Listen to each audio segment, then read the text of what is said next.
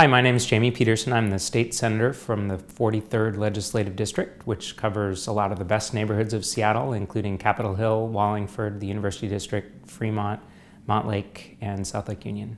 Can you tell us why you voted in favor of the Senate's transportation revenue package last week?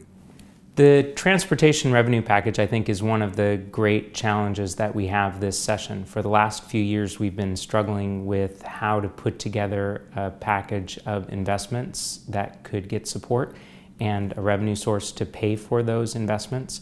Our district has a number of the biggest and most difficult projects in the state in it. And one of those is the west side of the Highway 520 floating bridge from Madison Park into the connection at I-5. We've been about $1.5 billion short in terms of funding, and so during the 9 years that I've served in the legislature, finishing the design and funding of that project has been one of the biggest priorities that we have.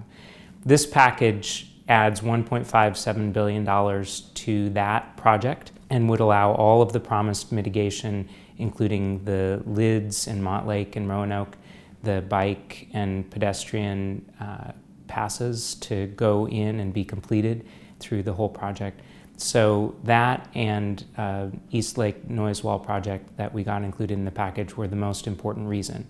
Now there's some troubling elements in the package that the Republicans put together, including the shift of sales tax dollars out of the operating budget and diminution of the governor's authority to use the low carbon fuel standard. So I'm hopeful that the House can work on some of those pieces, and then in the end, I think we'll probably have a better package to vote on. But I really did think that it was important for me to find a way to support the package and keep it moving so that we can successfully tackle one of these big challenges that we have in front of us this session. Can you give us an update on your work on the school construction legislation and education funding? I had very good experience talking with colleagues across the state in the Senate in putting together a bill that would change the school construction assistance program and provide better support for local districts across the state when they need to build new schools or renovate schools. And in fact, 35 out of the 49 senators signed on to my bill that would change the formula. That bill has been really helpful, I think, in stirring conversation about the formula and about the needs of local districts. And so, although it's not clear if it'll go forward this year, I think it is having a long-term effect on the changes to the formula that we were looking for. And in the short term, it looks like it has helped to get some legs for a separate proposal that'll provide a significant amount in the hundreds of millions of dollars of grant funding to districts that are struggling with capacity issues in grades kindergarten through third grade.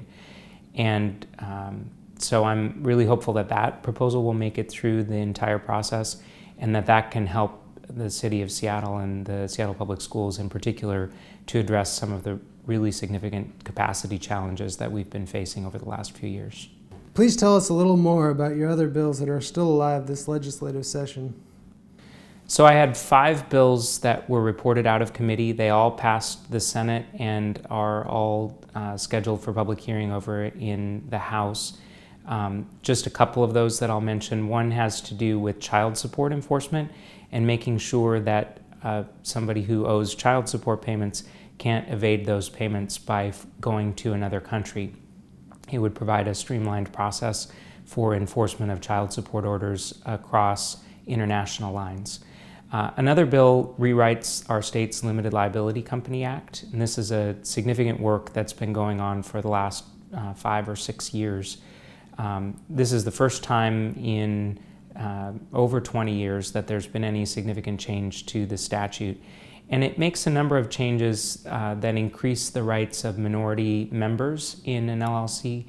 That also says that if an LLC ends up being dissolved, that the managers and members have personal liability for making distributions to themselves if they don't have enough money to pay off the people that they might owe money to.